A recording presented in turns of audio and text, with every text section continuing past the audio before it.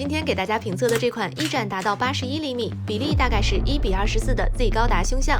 来自镇宅级机甲积木专业户 K 盒子，编号 V5009。先看基本面，彩盒上标的零件数是8811片，成品整体高度大概是52厘米，深48厘米，翼展81厘米。因为背部的机翼可以拆卸，拆掉以后两侧肩甲外宽是44厘米，以及背部中间的这片机翼可以翻折，翻折后的成品深度大概是66厘米。在重量方面，则是达到了4.83公斤，大概相当于1.5个乐高套内反浩克或者2辆乐高42056保时捷911。所以无论是展摆体积还是成品重量，也无论是在高达圈还是乐高圈，这款作品都可以堪称绝对的镇宅级存在。和 K 盒子此前同样巨型的，比如擎天柱、大黄蜂以及能天使高达等一些都是向上涨高度的作品不同，这款高达胸像在尺寸方面则是平着长，所以在支撑稳固性方面的表现肯定会更好。以及我们也可以看到，设计师并没有在这款作品上做太多的可动，只有头部、肩部、背部中间的机翼以及地台左右两侧的探照灯做了可动。另外，机翼可以拆卸。相对于同题材的拼装模型，以及也包括 K 盒子自家的其他机甲类套装，这款 Z 高达胸像在可动方面确实可以说是少得可怜。不过根据之前的玩家投票，大概有2/3的玩家相对更倾向于摆着帅，而不是倾向于把玩。再加上之前有不少玩家反馈，比如大黄蜂还有反浩克等套装存在比较容易掉零件甚至是散架的问题，所以 K 盒子可能也是参考了这些信息，对产品设计方向进行了一定的调整。那么摆着到底帅不帅，以及还原度到底高不高呢？因为我们并不玩高达，所以我们这里就多给大家拍一些镜头，大家就自己评价一下啦。头部这里主要以砖块类零件为主。胸部整体轮廓看起来还是比较饱满的，以及尤其值得一提的是 ，K 盒子在反浩克上单独开模的其中一枚零件，在这里得到了复用。那大家有看到在哪里吗？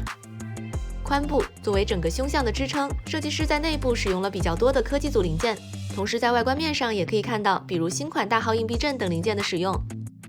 两侧的肩甲这里主要使用科技面板进行搭建，同时少量使用了砖块零件。来到背部，整个飞行背包基本上是以科技面板为主，同时在边缘等局部位置使用了砖块零件来搭建细节。最后是地台，在之前擎天柱那期内容中，我们有提到擎天柱的地台有点过于单薄了。那来到这款 Z 高达胸像，这个地台看起来档次感就好了很多，同时基本也是采用科技组零件，包括左右两侧各一组可以活动的探照灯，也是以科技组零件为骨架，然后在外面使用了砖块零件。看完了外观，接下来我们来看一下可动表现。首先是头部，虽然采用了球形连接件，但因为和周围结构的干涉，抬头低头基本是实现不了的，左右摆动还有水平旋转没有问题。然后是地台左右两侧的探照灯，因为这里采用了转盘和铰链带孔壁零件，同时也不存在结构干涉，所以可动幅度非常大。然后是背部中间这里的机翼，这里同样使用了铰链带孔壁零件，可动幅度也是很大的。最后是左右两侧的肩甲，因为内部采用了大转盘零件，理论上可动幅度很大，甚至应该可以360度旋转。不过因为背部机翼的干涉，如果不拆掉机翼的话，实际的可动幅度也很小。不过对于胸像来说，这里的可动意义也不是太大。那机翼的拆卸是非常方便的，像这样直接拔下来就可以了。可动表现基本上就是这样的情况，像正面的驾驶舱舱门这些地方都是不可以打开的。对于喜欢丰富可动的玩家来说，这可能就比较遗憾了。但在另一面，也就是牢固度方面，首先成品的支撑稳固性完全不用担心。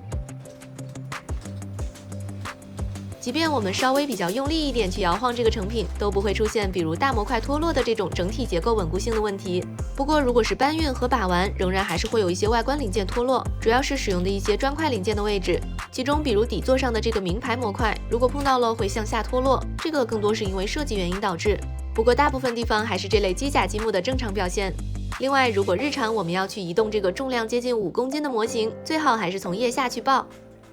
在拼搭体验方面，我们在拼搭过程中没有发现明显的步骤错误，也没有发现可能导致成品严重异常的设计缺陷，但部分零件手感不一致问题、不均零件数过多，以及金属滚度零件可能弄脏手指等问题仍然存在。在设计方面，这款 Z 高达胸像和此前的机甲类套装一样，同样是骨架是骨架，外甲是外甲的设计思路，也可以感受到这款作品应该和此前其他机甲套装一样，都是来自同一位设计师的作品。不知道是因为设计师的设计手法更加成熟，还是因为产品经理把产品方向往中庸和求稳的方向稍微靠了靠，又或者是胸像题材本身使然。整体来看，在所有我们拼过的 K 盒子机甲类套装里，这款 Z 高达胸像确实是最稳当的一款。